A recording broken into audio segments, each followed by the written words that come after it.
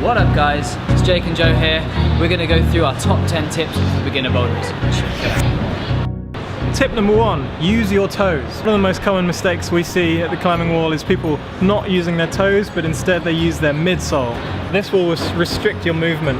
It will also give you less traction on the hold. So if Joe was to turn it to the toe, he can pivot. Ooh, look at that pivot. It will also allow you to reach further, so you can go right up onto your tiptoes. Climbing shoes are designed specifically so that you can stand on small holds like this. If you tried to stand on that hold on the midsole, you'd slip straight off. Wouldn't be possible. Tip number 2, use your legs. They are some of the biggest muscles in our body. It's not all about pulling and climbing. Sometimes you've got to push with those legs, okay? So climbing, we want to try and be as efficient as we can. Particularly on a slab wall, we're going to try and use our legs because they can really push us up this wall. So when I'm climbing here, I'm going to bring my weight over and really push up with my leg. I'm not just pulling up with my arm like this, okay? We're not dragging ourselves up the wall. It's also really important on the overhang that we use our legs to push us towards these holds. We're going to use a combination of push from the legs and a bit of momentum to swing ourselves towards the next hold. Number 3, climb with straight arms. And this ties in quite nicely with tip number 2. Climbing with bent arms will cause you to fatigue quicker. If you climb with straight arms, it allows you to relax and you can sort of hang on your skeleton. A good example of this is if you go to the supermarket and you're carrying your shopping bags home, how do you carry the shopping bags? Straight arms or bent arms? That's right, straight arms, because if you carry with bent arms, you're going to be so tired by the time you get home.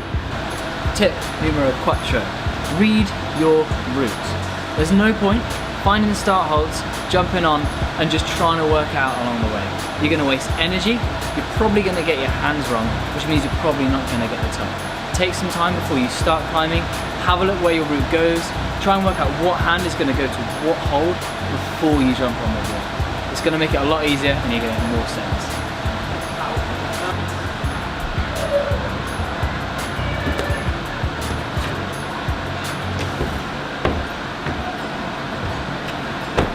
Tip number 5, don't use too much chalk. This goes for loose and liquid chalk. If you use too much, it can actually have a detrimental effect on the traction you have on the holds. This is especially important for liquid chalk.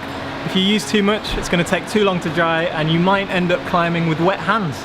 So for loose chalk, if you use too much, it's effectively like climbing on dust. Imagine sliding off slopers with tiny little marbles below your palms. Less traction. Tip number 6, don't be afraid to fail. Part of this, falling is a good thing, okay guys? If you're falling, it means you're trying hard and it means that you're going to become a better climber. If you're not very good at something, you should work on it, work your weaknesses.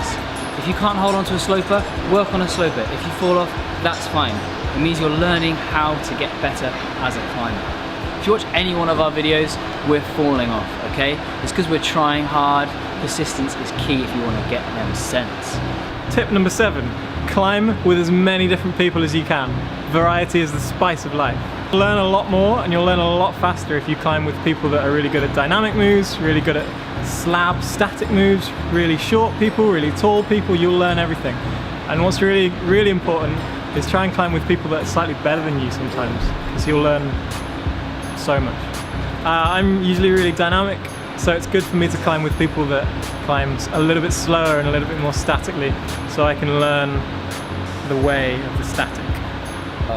Top tip number 8. One of the most common questions we get asked is, what shall I train for climbing? Our best answer, don't. If you're just starting out, just climb. That's the best way for you to get strong. If you start training too soon, you're going to end up hurting yourself, you're going to tweak a finger, you're going to pull a muscle somewhere. For now, the best thing you can do is just get on that wall and keep climbing. The best training for climbing is climbing. Tip number 9, invest in a well-fitting pair of shoes. It's very important. If your shoes are too big, you cannot possibly progress. You won't be able to stand on anything, you won't be able to use your toe or your heel properly. If you fit them too small, you'll be in too much pain to progress. You won't even want to climb. So get them just right, make sure you get a professional to fit them for you. Finally, the most important tip of all, have fun. The best climber is the one with the biggest smile on their face.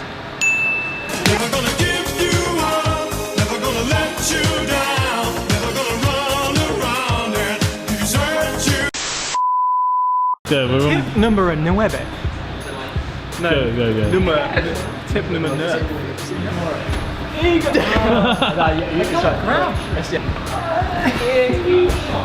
That doesn't work.